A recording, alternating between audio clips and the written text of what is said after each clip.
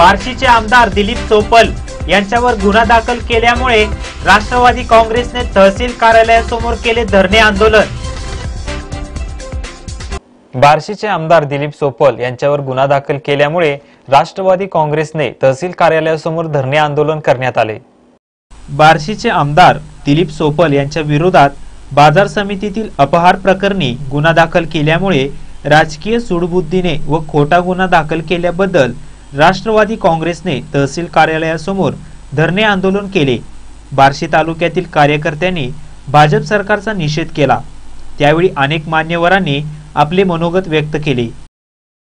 बार्शी बाजार समितीमध्ये 125 लोकांच्या साह्याने माननीय सोपल साहेबांनी गुन्हा केला, अपहाराचा गुन्हा केला असं विरोधकांनी या ऑडिटरला तसं भासवून त्या ठिकाणी जबरदस्तीने त्याच्याकडून तो गुन्हा त्या ठिकाणी नोंद करून घेतला आणि याचा निषेध म्हणून आज तालुक्यातला राष्ट्रवादीचा कार्यकर्ता तो आज या तहसील समोर आंदोलनाला या ठिकाणी आलेला आहे आणि त्यांनी आपली भूमिका आणि या सरकार विशेषतः सहकार खात्याचा निषेध या ठिकाणी नोंदवलेला।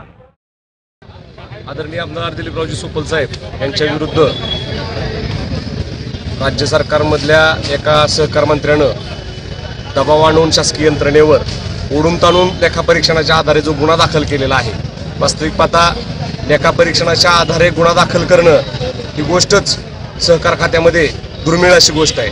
मात्र बार्शी शहरामध्ये फक्त आणि फक्त दिलीपरावजी सोपल साहेबांना टार्गेट करायचं होतं, त्यांचं चारित्र्य हनन करायचं होतं, त्यांना त्या ठिकाणी बदनाम करायचं होतं। या हेतूनं स्थानिक भाजप नेता सहकार मंत्री यांनी पोलीस यंत्रणेवर दबाव आणून हा गुन्हा दाखल केलेला आहे। या गुन्ह्यात जे आरोप ठेवण्यात आलेले आहेत त्या आरोपामध्ये जे रोजंदारी कर्मचारी गेली 15 वर्षापासून काम करतात आणि त्याच्या बजेटला, त्यांच्या पगाराच्या बजेटला पणन संचालकानं म्हणजेच महाराष्ट्र शासनानं मंजुरी दिलेली आहे, त्यामध्ये त्यांना देण्यात आलेला जो पगार आहे तो देखील अपहार म्हणून त्यामध्ये त्या ठिकाणी मोजण्यात आलेला आहे। अत्यंत संताप चीड आणणारी घटना आहे। म्हणून करता राष्ट्रवादी काँग्रेस पक्षाच्या वतीनं आज धरणे आंदोलन झालं। यापुढचं जेल भरो आंदोलन आणि त्याच्याही पुढे जाऊन तीव्र स्वरूपाचं आंदोलन करण्याची प्रक्रिया राष्ट्रवादी काँग्रेस पक्षाच्या वतीनं बार्शी तालुक्यात सुरू झालेली आहे।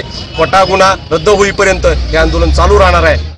यावेळी सुधीर सोपल, नागेश अक्कलकोटे, नंदकुमार काशीद, निरंजन भूमकर, आप्पा रेणके, अशोक बोकेफोडे, युवराज काटे, ॲडव्होकेट विकास जाधव, श्रीमंत थोरात, विक्रम सावळे, मनीष चौहान, विवेक गजशिव, बार्शी तालुक्यातील कार्यकर्ते यावेळी उपस्थित होते। या बातमीचे वृत्तसंकलन केले आहे बार्शीहून भैरवनाथ चौधरी यांनी।